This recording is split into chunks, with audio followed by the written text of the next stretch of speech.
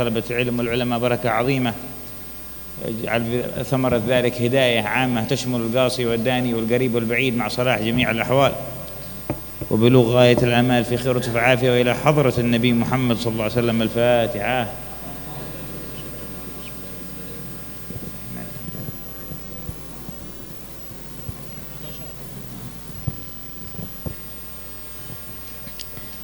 الحمد لله الذي قدر لنا الاجتماع ونسأله أن يكتب لنا به عظيم الانتفاع.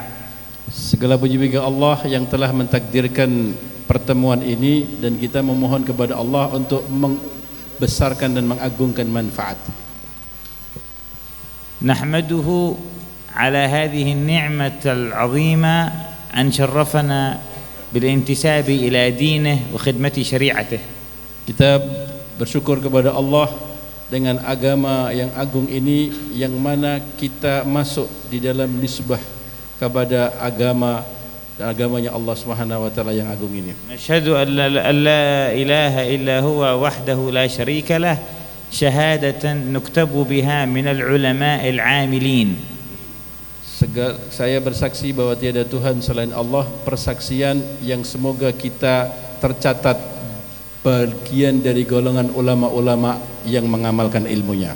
Nashhadu anna sayyidana Muhammadan 'abduhu wa nabiyyuhu wa rasuluh syahadatan nuktabu biha min warathati sayyidil mursalin wa khatamin nabiyyin. Dan saya bersaksi bahwa Nabi Muhammad adalah hamba dan utusan Allah, persaksian yang menjadikan kita termasuk dari golongan orang yang mewarisi dari ilmunya Nabi Muhammad sallallahu alaihi wasallam. Allahumma salli wa sallim wa barik wa karrim fi kulli waqtin wa hinin abada ala sayyidina wa maulana Muhammadin khairi khalqika wa akramihim ladayk wa a'zamihim dalalatan alayk wa ala alihi wa ashabihi wa muttabi'ihim bi ihsanin ila yaumiddin. Semoga salawat, barakah, rahmat dari Allah Subhanahu wa taala terus dan salam dicurahkan kepada junjungan Nabi besar Muhammad sallallahu alaihi wasallam, sang pembawa petunjuk yang sempurna dan sang pembawa hidayah dan pengetahuan yang sempurna, dan juga disurahkan kepada para sahabatnya, para pengikutnya dan ahlul baitnya sampai hari kiamat. Amma ba'du فإننا نحب أن نعبر عن غاية سعادتنا بهذا الاجتماع المبارك في هذه البلد الطيبة. Segala puji bagi Allah, saya menegaskan atas bersyukur kepada Allah adanya pertemuan yang agung ini di daerah dan negeri yang bagus. فإن لجزيرة مدورة في قلوبنا محبة ومودة خاصة. Pulau Madura dan penduduknya, kami memiliki rasa cinta yang khusus.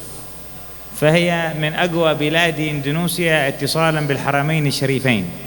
Karena inilah negeri penduduk yang memiliki banyak irtibat, kekuatan ittisal dengan Al-Haramain, ya Mekah Madinah. ومن أكثر البلاد في هذه الدولة المباركة اهتماما بالعلم واهتماما بالتربية على مدى القرون الماضية على أيدي علمائها الصالحين. Dan sudah terkenal bahwa di pulau ini sudah bertahun-tahun, ratusan tahun memiliki sebuah ihtimam, kesungguhan di dalam menjaga ilmu dan juga menjaga tarbiyah kepada para penduduknya untuk terus menyambung kepada hal-hal yang baik. فصارت تشبه بلدي تريم من حيث كثرة العلماء وكثرة طلبة العلم. Sudah mirip kepada Tarim karena banyaknya ulama dan banyaknya para santri. الحمد لله على هذه النعمة ونسأله كما تكرم في السابق بهذا أن يزيد ويضاعف وينمي ويبقي في هذه البلدة العلماء العاملين العارفين بالله المنقذين لخلق الله والمقربين لهم إلى طاعته وجنته. Kami memohon kepada Allah Subhanahu wa taala sebagaimana dulu telah wujud yang sebagaimana diceritakan tadi, pada zaman sekarang ini juga ditambah oleh Allah lagi para alim ulama yang amilin, yang mukhlisin, dan juga al-arifin billah yang bisa menjadi penolong dan penyelamat dari berbagai daerah yang telah tenggelam dalam hal-hal yang tidak baik. وقد وضع العنوان عن الوحدة الإسلامية ومظاهرها في العلماء. Dan sudah disebutkan dalam tema adalah pentingnya persatuan, dan persatuan yang nampak dan harus dipegang, dibawa oleh para alim ulama. وقد سمعتم من كلام أخي المبارك حامد في العصر ما يبين آلية التفاهم بين العلماء في الأمور العلمية وكيف تعاملهم مع الاختلافات والمخالف بما يؤدي إلى وحدة الكلمة وجمع شمل المسلمين. Tadi kita sudah mendengar dari adik saya Al-Hamid, barakallahu fih, yang mana yang berhubungan dengan bagaimana para alim ulama di dalam menghadapi ilmu, dan bagaimana dalam menghadapi orang-orang yang berbeda dalam berpendapat, dan juga menerangkan orang-orang yang berselisih yang bisa mengajak dan mendekatkan di dalam persatuan dan kesatuan umat. وسنقف على لمحات بسيطة عن ما وضع في العنوان من ألفاظ ثم نتكلم حول تلخيص الموضوع بشكل عام. Saya akan sedikit berbicara tentang sesuai dengan tema secara singkat, kemudian saya akan memperluas sedikit dengan permasalahan-permasalahan yang lebih dari itu. ما مفهوم الوحدة الإسلامية؟ Apa yang dimaksud dari persatuan Islam? هي أن يحل بين عموم المسلمين على اختلاف مناهلهم ومشاربهم شعور بالاتصال والعلاقة الحسنة بينهم البين، ورغبة وهمة لنفع بعضهم البعض، وحسن تمثيل الإسلام أمام غيرهم من أمة الدعوة الذين لم يدخلوا في دين الله بعد.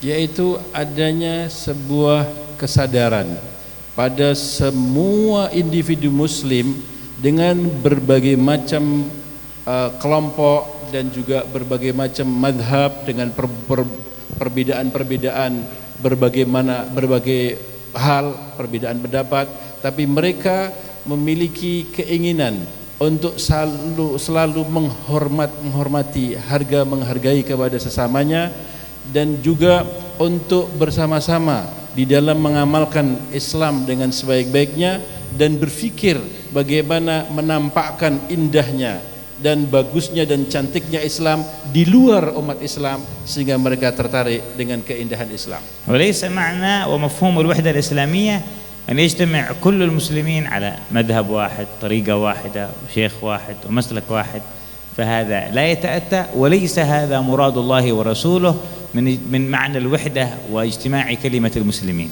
Jadi bukan makna persatuan Islam itu adalah kita harus dalam satu madhab, kita semua umat Islam harus dalam satu tariqah, atau umat Islam harus tunduk dalam satu syekh, atau tunduk di dalam satu pendapat tertentu.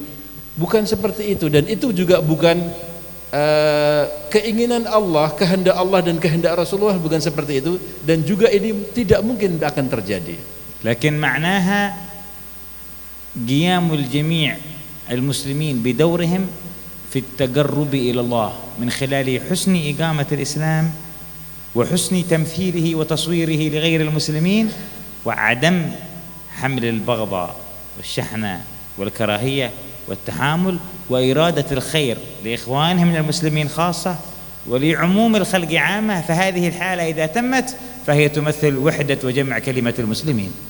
Jadi yang dimasuk di dalam wahdatul Islam adalah kesadaran yang timbul dalam tiap-tiap umat untuk mereka berusaha menjalankan Islam dengan sebaik-baiknya untuk pribadinya dan orang lain, dan keinginan adanya kebaikan kepada saudara-saudara yang lain dan juga keinginan untuk bisa menampakkan keindahan dan kecantikan Islam kepada orang-orang yang non-Islam, dan juga hilangnya dalam hatinya sifat benci membenci, hasud menghasuti, kemudian serang menyerangkan, jatuh menjatuhkan, tapi rasanya persaudaraan dan rasanya persatuan dan rasanya saling ingin untuk mendapatkan kebaikan bersama.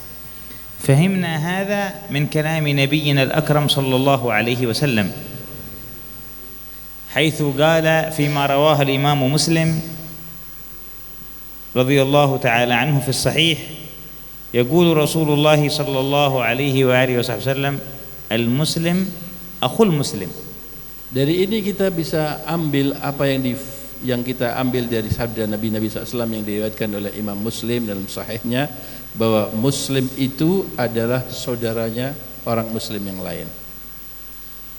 فكيف معنى الأخوة يا رسول الله؟ يعني مثله في الطريقة، مثله في المذهب، مثله في الحكم؟ قال المسلم أخو المسلم لا يظلمه ولا يسلمه، ما يتركه لأحد غيره يظلمه أو يخونه أو يتبرع عنه في وقت أخوه بحاجة إليه، ما يسلمه للشدائد وللأعداء ولما يتربص، لا يظلمه ولا يسلمه ويعتني بقضاء حوائجه. ثم قال: ومن كان في حاجة أخيه كان الله في حاجته، ثم يعتني بتفريج كرباته. يقول في الحديث: ومن فرج كربة مسلم فرج الله عنه كربة من كربات يوم القيامة. فإذا هذا أخوه خالف وعصى وغوى، كيف يتعامل معه؟ قال: يستره. نهاية الحديث: ومن ستر مسلما في الدنيا ستره الله يوم القيامة. Ini ditafsirkan oleh Nabi sallallahu alaihi wasallam makna ukhuwah. Al-muslim akhul muslim. Mana al-muslim akhul muslim, ukhuwah yang dimaksudkan kau itu bagaimana ya Rasulullah yang kau maksudkan al-ukhuwah ini? Al-ukhuwah la yadhlim. Kamu tidak berbuat kezaliman kepada saudara muslim. Wala yuslim, maknanya tidak يسلم يعني يتبرع عنه ويتخلى عنه في وقت أخوه بحاجة إليه، وقع في ظلم، وقع في كربة، وقع في شدة، يتبرع عنه. Ya, jadi jangan yuslim itu maksudnya ketika saudara kita terperosok, terdolimi orang, atau dia berbuat dolim, ya, terus kemudian dia mendapatkan satu musibah dan hal-hal yang sifatnya menyakiti kita, kemudian tidak mau angkat tangan dan tidak tahu menau, tidak seperti itu. Tapi kita akan membela, baik dia zalim atau dia madlum, kita bela. Kalau zalim kita cegah dari kezalimannya, kalau dia madlum kita tolong supaya dia tidak dapat dizalimi. Seperti itu. Kemudian apabila ومن كان في حاجة أخيه كان الله fi hajat. Kalau dia memiliki sebuah keinginan, ya, hajat yang mesti kita harus tunaikan, kebaikan yang kalau hajat apa saja kita tunaikan. Oh, dia butuh ilmu, kita kasih ilmu. Dia butuh harta, kita butuh keselamatan, kita kasih daripada perlindungan. Kemudian apabila dia berbuat salah yang mungkin menyakiti kita atau menyakiti orang lain dan buat sebuah kekurangan yang berbeda dengan kita, maka ditutup dalam hadis tersebut, man satara musliman satarallahu yaumil qiyamah. Kemudian disebutkan fadilahnya juga yang di orang yang bisa menyelesaikan kurbah ke hal-hal yang susah daripada saudara muslim, maka dia akan diberi oleh Allah Subhanahu wa taala kemudahan juga nanti di hari kiamat. Dan apabila saudaranya dia salah, saudaranya dia berbuat hal yang tidak senonoh dan kita tahu untuk itu, maka kita harus menutupi aibnya agar kita nanti ditutupi aib kita juga di hari kiamat. Ini makna ukhuwah menurut Rasulullah. ويلزم من هذا وجود سعة الصدر عنده لأن يتقبل اختلافه مع أخيه، كما سمعت من أخي حامد في العصر، في الفرعيات والجزئيات، لأنه إنما يشعر بالوحدة معه في عموم كلمة التوحيد، في تفاصيل مفاهيمها التي تختلف من عالم لآخر وزمان لآخر. Dan kemudian kita luaskan hati dan dada kita kepada saudara kita Islam yang mereka berbeda pendapat dengan antara kita. Ya, tetap tidak kita bawa hati kita untuk menyakitinya atau merendahkannya. Kalau ini memang perbedaan itu yang sifatnya adalah far'iyah, ya, cabang-cabang daripada agama, kemudian perbedaan-perbedaan yang tidak disebutkan oleh Habib Hamid tadi yang qat'iyatud dalalah dan qat'iyatul thubut, tidak seperti itu, maka kita luaskan saja karena kita sudah berada dalam sebuah bangunan yang satu, yaitu yang namanya tauhidul Islam, yaitu punya akidah yang sama, maka kita sambung jadi satu di antara kita dengan bendera Islam. فهذا من حيث المفهوم. Ini adalah yang berhubungan dengan apa yang kita fahami. التحديات. Kemudian di sana ada cabaran, kalau orang Malaysia bilang tahadiyat, tantangan. 2. النفوس. Hawa nafsu. الشياطين. Dan syaitan. هذول شغلهم يفرقون بين المؤمنين. Dua hal inilah yang akan berusaha memecah belah di antara barisan orang-orang Islam. في صحيح مسلم إن الشيطان قد آيس أن يعبده المصلون في جزيرة العرب فإن يطمع في شيء ففي التحريش بينهم. Karena disebutkan dalam Sahih Muslim bahwa Rasulullah bersabda, sesungguhnya syaitan itu sudah putus asa untuk menyesatkan al-muslim di Jazirah Arab, ya, untuk menjadi orang yang musyrik. Sudah putus asa untuk dijadikan musyrik, dia putus asa. Kalaupun seandainya syaitan itu masih ada kesempatan, maka kesempatannya adalah tahrish fima bainahum, memecah belah di antara mereka. والنفوس الأمارة بالسوء تتنازع على المال، على المظهر، على السمعة، تتنازع على ذلك فيحصل بينها الحسد والبغضة والكراهية فتتخرب شؤون الأخوة والوحدة واجتماع الكلمة. Dan hawa nafsu itu selalu dorongannya adalah dorongan harta benda, dorongannya adalah kehormatan, dorongnya adalah kekuasaan. Maka kalau sudah dorongan-dorongan hawa nafsu yang berhubungan dengan tiga perkara itu, maka akan muncul sifat, ya, di dalam mempertahankannya itu dengan hasud, iri, dengki, permusuhan, ya, dan juga hal-hal yang lebih besar di dalam itu, dari itu. فإذا أردنا أن نتغلب على هذه التحديات المؤذيات فليس لنا إلا تزكية النفوس ودفع كيد الشياطين بالوسيلة التي شرعها رب العالمين، وهي تتلخص في أمرين: محاربتهم ومضادتهم والاستعانة بالله تعالى عليهم. Maka kalau kita ingin untuk mengalahkan dua perkara itu yang menyebabkan perpecahan di kalangan umat, maka syaratnya dua perkara juga, yaitu tazkiyatun nufus. Tazkiyatun nufus, kita bersihkan hati kita sebagai penyebabnya. Kemudian yang kedua adalah kita perangi syaitan dengan cara yang telah disyariatkan di dalam Islam, petunjuk-petunjuk Allah dan Rasulnya di dalam menghadapi tipu daya syaitan.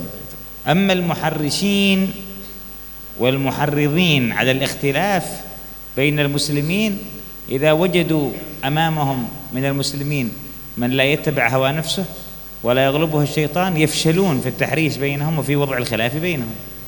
Adapun yang berhubungan dengan masalah eksternal, bukan kalangan umat Islam yang eksternal, yang memang berusaha keras untuk memecah belah di tengah-tengah umat Islam, kalau dihadapi yang umat Islam itu mereka bebas dari pengaruh hawa nafsu dan tidak terpancing juga dengan pengaruh syaitan, maka mereka tidak akan mampu untuk bisa memecah belah umat Islam jika umat Islam berjalan seperti dikatakan tadi. فإذا تغلبنا على كيد النفس والشيطان تغلبنا على التحديات المؤذية لنا في إقامة وحدة المسلمين. Maka bila jika kita menang di dalam kita menghadapi dua tantangan itu, tantangan hawa nafsu dan tantangan daripada tipu daya syaitan, maka kita akan bisa mengalahkan, kan kita akan bisa mematahkan tahadiyat tadi itu, ya, cabaran atau tantangan tadi itu. ما مظاهرها هذه الوحدة بين العلماء فيفهم هذا من عدة جوانب.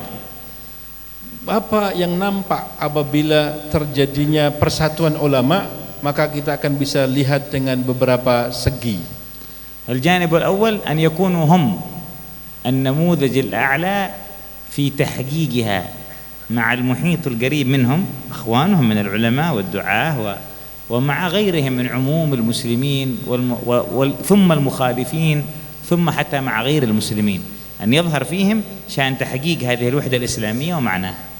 Yang pertama adalah ulama harus menjadi toladan dan contoh yang nampak betul bahwa mereka adalah orang yang bisa dicontoh di dalam persatuan dan kesatuan antar Islam, kemudian persatuan dan kesatuan kepada awam, berhubungan dengan awam, kemudian berhubungan dengan orang-orang yang berbeda pendapat, ya, dan bahkan lebih luas lagi bisa bagaimana memberikan contoh di dalam menghadapi perbedaan orang-orang yang non-Islam.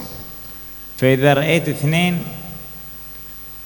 يسمونهم علماء ولكنهم يتحاسدون ويتباغضون ويتعادون فلا يغرك الاسم، هذول في الحقيقة جهلاء ليسوا علماء. Kalau tampak ada dua nampak di masyarakat atau dikenal oleh masyarakat, dua ini adalah ulama, ya, dua orang ini orang-orang alim, tapi di tengah-tengah masyarakat tampak bahwa orang ini saling hasut, saling serang, saling benci, ya, kemudian saling bermusuhan, walaupun di tampak masyarakat mereka adalah gambarnya ulama, pada hakikatnya mereka orang-orang yang bodoh. هذه كبائر المعاصي القلوب. هذا مثل واحد يقول عالم لكنه يزني، هذا عالم لكنه يشرب خمر، عالم وده يطلع. هذه كبائر الفواحش الحسية، وهذه كبائر الذنوب القلبية. عالم يحقد، يحسد، يتكبر،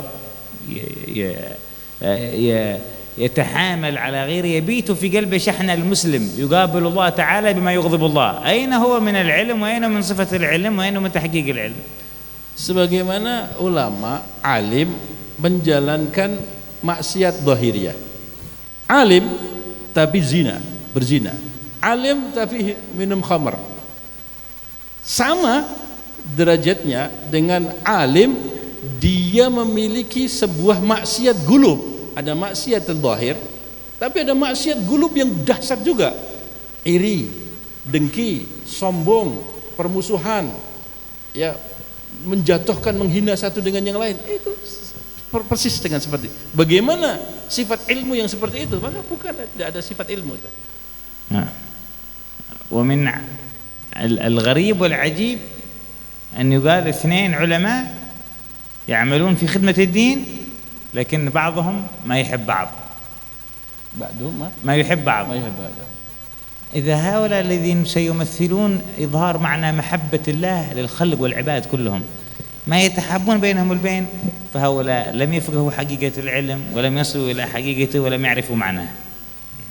Ada dua orang alim yang mereka adalah da'i ilallah, terkenal masyarakat bahwa dia da'i Allah, muballigh, orang yang duduk di mimbar-mimbar, ya, dan berusaha untuk mengajak manusia untuk dekat dengan Allah dan Rasulnya, tetapi satu dengan yang lain saling membenci. Bagaimana dia sendiri tidak menjalankan dengan apa yang dikehendaki Allah untuk mendekatkan diri kepada Allah. Dia hidup, tidur, dalamnya ada syahnah dengan saudaranya. Dia hidup menghadap Allah dalam ibadahnya, membawa sesuatu yang dia terputus dengan Allah. Maka bagaimana ini disebut dengan da'i Allah yang sesungguhnya? كان الإمام أحمد يدعو كل يوم بعد كل صلاة في الصباح والمساء لمحمد بن إدريس الشافعي، يدعو حتى قال له ابنه يا أبي من هذا الشافعي الذي تدعو له في كل وقت؟ قال له يا بني هذا الشافعي كالشمس للدنيا وكالعافية للأبدان، هل ترى لهما من عوض؟ قال لا ليس لهما من عوض. قال فكذلك محمد بن إدريس الشافعي. Dulu Imam Ahmad bin Hanbal berbeda pendapat dengan Imam Syafi'i. Tapi Imam Ahmad bin Hanbal itu tiap hari, tiap doa selalu menyebut Imam Syafi'i. Mendoakan Imam Syafi'i dengan afiah, mendapat Syafi'i dengan panjang umur, mendoakan Imam Syafi'i dengan hal-hal yang luar biasa. Sampai anaknya itu dengar, ya Imam, ya Bapak Bapak, antum mendoakan Imam Syafi'i itu siapa? Imam Syafi'i kok selalu kamu doakan? Wahai anakku, kau tidak tahu siapa itu Imam Syafi'i? Imam Syafi'i itu kalau di bumi ini seperti matahari. Ya, bumi itu matahari di bumi. Kalau di dalam jasad dia adalah afiah. Kira-kira bisa digantikan enggak itu matahari dan afiah? Enggak bisa. Itulah Imam Syafi'i di dalam kehidupan saya.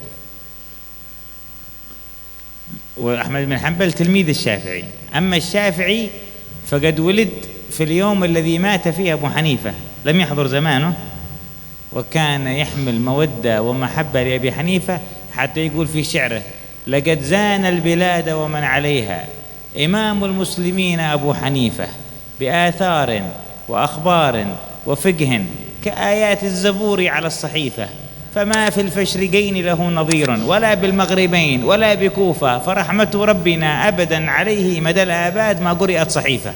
مودة ومحبة منه لعالم لم يدرك زمانه ولم يحضر أوانه، ولد في اليوم الذي مات هو فيه احتراما وتعظيما وإجلالا وشعورا بهذه الصلة والمودة والمحبة في الله. Al-Imam Syafi'i beliau tidak pernah hadir di zamannya Imam Abu Hanifah, karena hari kelahiran Imam Syafi'i itu adalah hari kematian wafatnya Imam Abu Hanifah. Imam Syafi'i sehingga tidak pernah mendengarkan ucapannya dan tidak pernah hidup sezaman beliau. Tetapi Imam Syafi'i di dalam syairnya memuji Abu Hanifah yang luar biasa. Imam Abu Hanifah adalah seorang alim yang agung, yang memiliki keluasan ilmu yang luar biasa. Beliau ini memiliki ilmu yang tidak ada bandingnya. Mau cari di barat, mau cari di timur, mau cari di mana, tidak akan seperti di dalam keilmuan dan keluasan Imam Abu Hanifah. Imam Syafi'i bagaimana? Tidak pernah hidup bersamanya, bahkan berbeda pendapatnya, tetapi beliau menampakkan rasa cinta, rasa ta'zim, rasa hormat kepada Imam Abu Hanifah, ya, karena mereka adalah orang-orang yang berilmu. تلقى عن الإمام الشافعي يونس بن عبد الأعلى الصدفي، فتباحثوا في مسألة وقال الشافعي بغير ما أراد يونس بن عبد الأعلى الصدفي، فبين يونس بن عبد الأعلى الصدفي رايه ودليله، والشافعي لم يقبل، قال له فقام مغضبا وذهب البيت، ذهب إلى البيت. فلما انتهى الدرس ذهب الإمام الشافعي إلى بيت تلميذه يونس بن عبد الأعلى الصدفي، طرق الباب دخل عليه قال له يا يونس تجمعنا مئات المسائل فلا تفرقنا مسألة. Ismu Yunus bin Abdul A'la As-Sadafi. Ada muridnya Imam Syafi'i namanya Yunus bin Abdul A'la As-Sadafi. Ya, murid. Kemudian Imam Syafi'i beliau mengeluarkan istimbat dalam hukumnya sebuah satu masalah. Kemudian Yusuf ini punya dalil yang dianggap pemahamannya ya, tidak seperti dari Imam Syafi'i. Maka dia menyebutkan dengan pendapat yang lain dan dikuatkan dengan dalil yang dia fahaminya. Kemudian Imam Syafi'i tidak mau terima daripada pendapatnya Yunus ini. Akhirnya Yunus marah. Begitu Yunus marah, dia pulang, meninggalkan majelisnya Imam Syafi'i, dia pulang. Imam Syafi'i mendatangi rumahnya ke Yunus dan mengatakan, ya Yunus, saya dengan kamu ini ya berittifaq dengan sesuai pendapat kita nih dengan ribuan masalah, tapi kita jangan, dan kita disatukan dengan ribuan masalah, jangan sampai kita pecah gara-gara satu masalah. وهذا يونس بن عبد الأعلى معلوم بأنه كان حاد طبع وشديد، وإذا خولف في المسألة فعنده طبع، وشيخه الشافعي يعلم هذا فكان يحتوي نفسه ويبرد نفسيته ويعلمه الأدب في الاختلاف أننا واحدين. ذكر الإمام الذهبي في سير أعلام النبلاء عن يوسف بن عبد الله على هذا، قال: ما رأيت أعقل من الشافعي، ناظرته يوما في مسألة ثم افترقنا، أنا رحت من مكان وراح مكان، قال: فلقيني فأخذ بيدي، الشافعي أخذ بيدي ثم قال: يا أبا موسى، ألا يستقيم أن نكون إخوانا ولو اختلفنا في مسألة؟ ما يمكن نكون إخوان حتى لو كنا مختلفين في مسألة واحدة. Jadi terkenal memang Syekh Yunus bin Abdul Ala Sudafi ini orang yang memiliki keras, jadi apa, tabiatnya itu keras gitu, tidak bisa melihat sesuatu yang berbeda dengan dia. Maka disebutkan oleh di dalam kitab Al-Alamun Nubala bahwa Yunus ini berkata, tidak ada di dunia ini orang yang lebih alim seperti Imam Syafi'i. Saya selalu berhubungan sama beliau dan membuat sebuah diskusi, dan kami bersama-sama dengan satu masalah. Kemudian saya berbeda dalam satu masalah sehingga saya tinggalkan dia. Tetapi Imam Syafi'i datang kepada saya dan membawa tangan saya, angkat kepada saya, ya Yunus, bukankah kita ini saudara? Ya, maka jangan sampai kita pecah dari dalam saudara ini hanya dalam satu masalah. Ya, maka Imam Syafi'i mengajarkan kepada Yunus, kepada Syekh Yunus ini bagaimana mestinya seseorang itu untuk melaksanakan sebuah hubungan yang baik walaupun ada perbedaan. يقول الذهبي لما روى هذه القصة، هو تأثر الذهبي من هذا الكلام، قال في سير أعلام النبلاء، قال: هذا يدل على كمال عقل هذا الإمام ويدل على كمال عقل وفقه نفسه، فما زال النظراء يختلفون، لكن مثل نفس محمد بن إدريس نفس ما تثار، ما تتحرش، ما تغضب لأمر لا يغضب لأجله، فهذا يدل على كمال عقله وفقه نفسه. Ya, maka Imam Zahabi di dalam kitabnya Alim Nubawala ini, dia menggarisbawahi di dalam kisah ini Imam Zahabi tertarik dengan kondisinya Imam Syafi'i ini. Maka ini menunjukkan bahwa Imam Syafi'i ini memiliki kesempurnaan akalnya dan menunjukkan tentang kehebatannya di dalam menguasai dirinya dan menguasai hawa nafsunya. Walaupun ada orang yang berbeda pendapat, bahkan muridnya sendiri yang berbeda pendapat, beliau tetap bisa menguasai diri, tidak terpancing untuk pecah.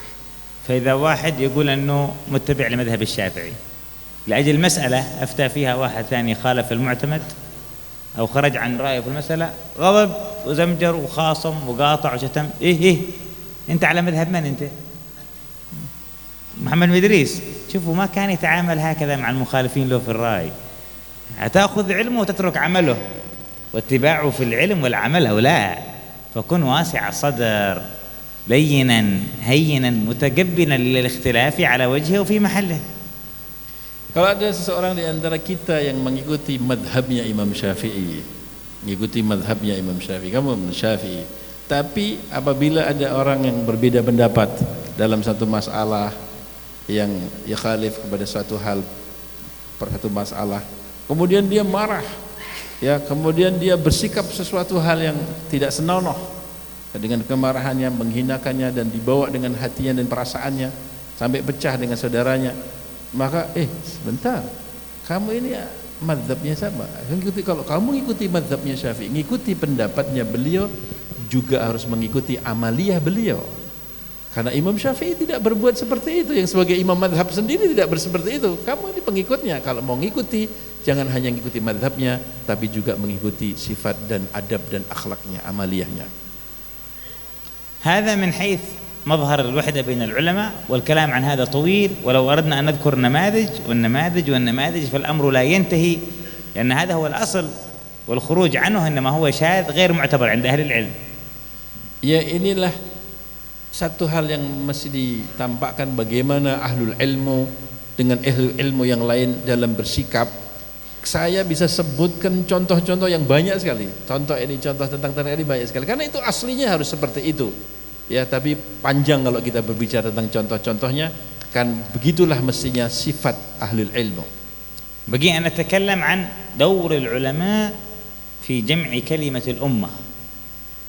Sekarang ini kita akan berbicara mengenai peran ulama di dalam menyambungkan, mempersatukan umat. سمعتم المفهوم العام في الاختلاف والمناهج والفوائد الخمسة التي لخصها الأخ حامد في كلمته حول تحرير الأمر وكيف أنه يسهم العالم في جمع كلمة المسلمين وجزاه الله خير وقد أحسن البيان في ذلك وزاده الله علما توفيقا. Kita tadi sudah mendengarkan dari Al-Habib Hamid yang berhubungan bagaimana peran ulama di dalam dia menyatukan umat dan berbicara beliau mengenai 5 perkara yang sudah disebutkan bagaimana semestinya sikap ulama. Maka dan beliau sudah menerangkan dengan terangan yang bagus. Semoga Allah tambah ilmunya, tambah kesehatannya. Kemudian sudah menyimpulkan dengan kesimpulan pembicaraannya. Saya akan melanjutkan sedikit. وأنا أؤكد ما قاله ولا داعي لإعادة الكلام حول فهم الخلاف وحول القواعد الخمسة فيه، لكن سأقول لكم أنه قد تحصل حالة يأتي فيها عالم يقوم بما ذكر كله من فهم الاختلاف ثم المناهج الخمسة في التعامل مع المخالف، لكن تبقى المشكلة موجودة في المجتمع. لم تجتمع كلمة أهل البلد، ما أقول الأمة، البلد بس وحدها على هذا العالم، ولم يستطع أن يؤلف بينهم لأن هناك سبب آخر فوق هذا يجب لفت النظر إليه.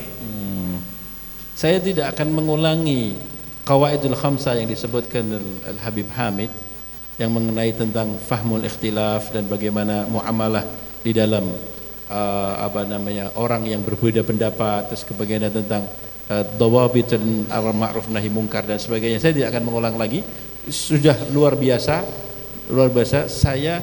Tetapi apabila ulama tetap menjalankan yang tadi terperkara tadi, tapi memang tapi kok tetap tidak bisa menyatukan satu kabupaten, satu kampungnya, bahkan satu kampung saja tidak bisa, apalagi lebih besar dari itu. Kenapa demikian kok tetap tidak bisa membuat satu kepada umatnya di sekitarnya? Karena ada satu hal yang saya akan mau sampaikan. تعرفون الناس في الدنيا على ماذا يتنافسون؟ Kita tahu manusia ini berebut-rebut di dunia ini tentang apa saja? على المال، berebut dunia. على الشهرة، berebutan keterkenalan. على السلطة، berebutan tentang kekuasaan. على توفر أسباب الراحة، kemudian berebut-rebut dengan hal-hal fasilitas, sarana dan prasarana supaya bisa hidup nyaman. اتباع الشهوات يعني. بمعنى اتباع الشهوات. Maknanya adalah mengikuti hawa nafsu. هذه التي يتكالب عليها البشر كلهم من العوام إلى الحكام. Perebutan ini dimiliki oleh setiap individu, baik kepada rakyat jelata orang awam sampai kepada penguasa. والعالم هو خليفة رسول الله بين المسلمين. Dan posisi orang alim adalah sebagai khalifahnya Rasulullah, naibur Rasul dalam di tengah-tengah hidup di tengah masyarakat. ومحله كالنجم يضيء من فوق يستنير وينير وتستضيء به الأمة. Maka tempatnya seperti bintang yang akan menerangi masyarakat yang ada di sekitarnya di atas. فهم يتصارعون على هذه الأمور ولكن يجتمعون كلهم على الاهتداء والاستنارة بنور هذا النجم الساطع لهم من الأعلى. Maka masyarakat yang di bawah tadi, baik rakyat jelata sampai kepada penguasanya, akan berebut-rebut dengan perkara yang 4 tadi.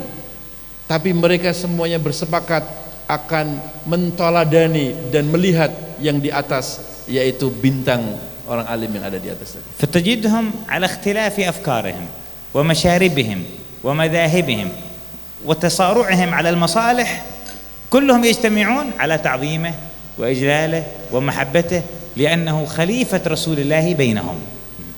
Walaupun kita dapati kenyataannya mereka berebut-rebut ya tentang masalah harta, masalah hawa nafsunya, kehendak, macam-macam perebutan yang terjadi, perlombaan dan perebutan itu, dan berbeda-beda mereka saling serang menyerang, tetapi mereka sepakat untuk menghargai, menghormati ya kepada orang alim yang di atas itu, karena mereka tahu bahwa dia adalah pewarisnya Rasulullah. فإذا هذا النجم نزل معهم وصار يتصارع على ما يتصارعون عليه سيدعسونه برجلهم يكون مدحق لهم تحت أقدامهم. Kalau yang menjadi bintang yang di atas tadi ikut turun ke bawah, ikut berebut-rebut juga dengan orang-orang yang berebut-rebut dengan 4 perkara tadi itu, apa yang terjadi? Maka penguasa akan menginjaknya. Ya. محزن جدا. Dan ini akan membuat sadua yang menyedihkan hati. عندما تشوف عمامة صاحبها يحمل علم، الحاكم لاحظ على هذا أنه يريد سلطة مثله، قام خلاه لعبة تحت رجله يلعبه كيف ما شاء واستمع. Maka kalau seandainya nampak orang dengan gambar ilmu, ya, artinya dengan pakaiannya pakaian ilmu dengan imamah, dengan keadaan seperti ini, kemudian ingin berebut-rebut juga untuk mendapatkan kekuasaan sebagaimana orang yang mengerebut kekuasaan, maka pasti penguasa akan menginjaknya. كان هذا الحاكم dan memandang rendah لما يرى العالم يهابه، لما يرى العالم يهابه ويخاف منه، لأنه يعلم أن هذا متصل بفوق وما له مطمع ولا طلب فيما نتصارع نحن عليه من مال وسلطة.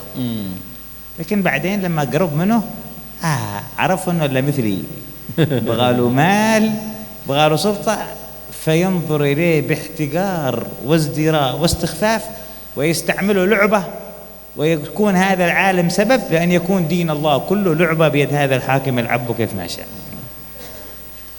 Dulu ketika orang alim duduk dalam posisinya sebagai warasah Nabi SAW, maka hakim ataupun penguasa melihat menghadapi orang alim ini hebah, karismatik, hormat, menghargai, mentakdimi, ya. Tapi begitu mendekati orang alim ini, ternyata nampak bahwa dia sama juga dengan saya ini, juga suka fulus, ini juga sama dengan saya, ingin merebut juga kekuasaan juga.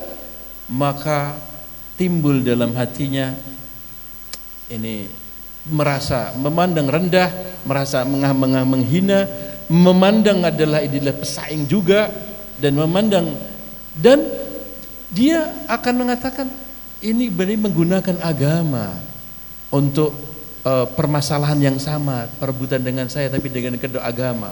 Maka akan terjadi justru orang alim inilah penyebab agama dijadikan kedok sana dan kedok sini dalam rangka perebutan yang sama dari hal-hal perkara-perkara yang rendah tadi. أهل البلد كانوا ينظرون إلى هذا العالم على أنه المبلغ عن رسول الله محل الاحترام والإجلال، فهو القدوة والأسوة لهم. بعدين هذا العالم صار ينازعهم على الأراضي، يحقد كما يحقدون، ينافسهم على الجاه، يتصارع معهم على ما هم يتصارعون عليه. بطلوا في احترامه، يا ريت صدق بطلوا في احترامه، ولكن بطلوا في احترام الدين بسببه. Allah. Pertama dulu para penguasa dan juga rakyat jelat, rakyat umum menghargai orang alim, menghormati, mentakdimi, karena ini adalah pewarisnya Rasulullah. Ini adalah orang-orang ahlul ilmu yang punya Quran, yang punya adab, yang punya akhlak. Semua dihormati, semua disayangi dan ditakdimi. Tetapi ketika penguasa mengetahui bahwa ternyata ini juga ikut merebut kekuasaan, berebut-rebut sebagaimana mereka berebut-rebut, maka jatuhlah dari matanya masyarakat dan juga penguasa kondisi orang alim ini. Tidak apa-apa kalau seandainya yang tidak dihargai itu adalah oknum dan pribadinya, tidak apa-apa. Tapi yang sekarang jadi muskilah yang besar, sampai kepada agama juga jadi dibenci. Ajaran Islam itu jadi dibenci dan jadi rendah di kalangan umat gara-gara sikap pembawa Islamnya yang seperti ini. شوفوا مسكين تحول بعد أن كان خليفة رسول الله وكان مبلغ عن الله، تحول إلى لعبة تقضى بها أغراض وأطماع الشياطين الإنس والجن، تمضغ وتلاك على أفواه الناس في الدنيا ثم تسعر به النار أول ما تسعر يوم القيامة لأنه أراد بعلمه غير وجه الله. Ya, jatuhlah martabat yang tadinya khalifatul Rasulillah, yang tadinya da'i ilallah, mengajak manusia kepada Allah. Jatuh dia menjadi orang yang menjadi bulan-bulanan di dalam perebutan sesuatu yang jatuh dari pandangan Allah Subhanahu wa taala, ya, kekuasaan dan uang dan sebagainya, jatuh semuanya ini.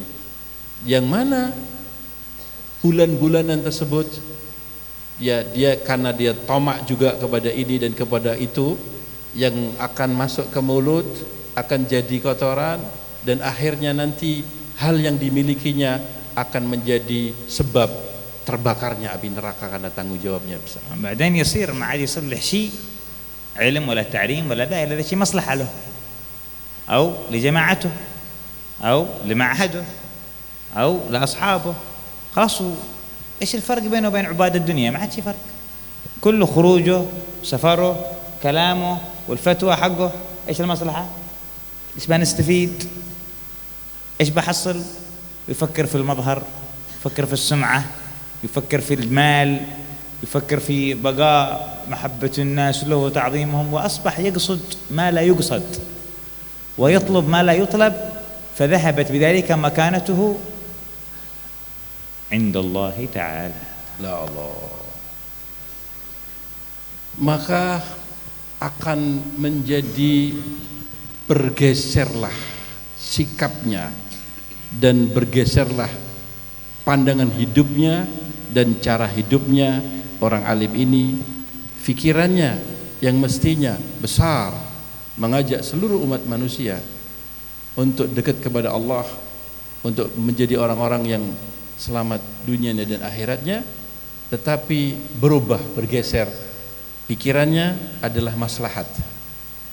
Bagaimana pondok saya besar, bagaimana jamaah saya banyak, bagaimana kehormatan saya di tengah-tengah masyarakat tetap terjaga, dan bagaimana fulus saya banyak, bagaimana fasilitas hidup saya. Jadi dia khuruj dakwahnya, kalau dia berpendapat, ngomong sesuai dengan pendapatan.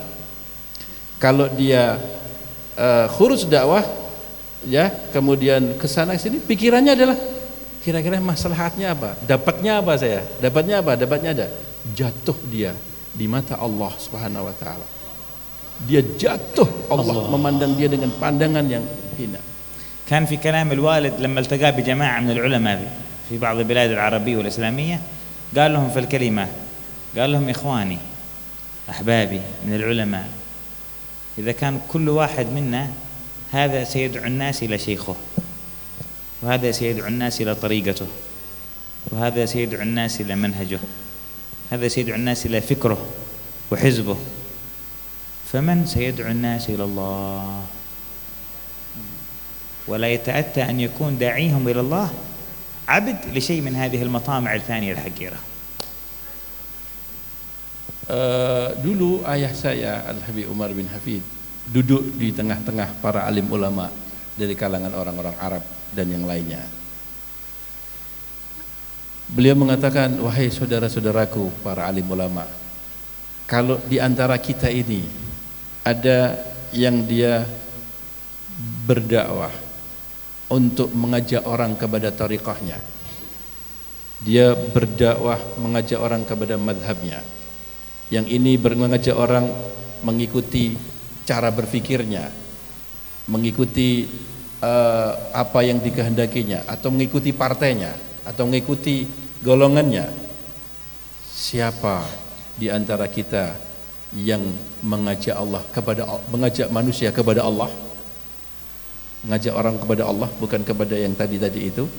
Dan tidak mungkin orang akan bisa mengajak manusia kepada Allah kecuali orang-orang yang tidak kena terpengaruh di dalam berebut-rebut sebagaimana manusia berebut-rebut atasnya.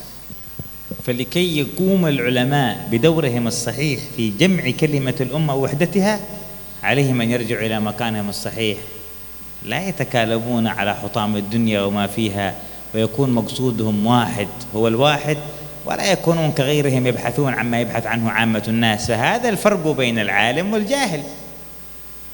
Maka kalau ulama ingin menyatukan hati dan menyatukan orang-orang yang ada di negerinya, di kabupatennya, di kampungnya, maka syarat utama adalah ulama harus kembali pada posisinya jadi bintang.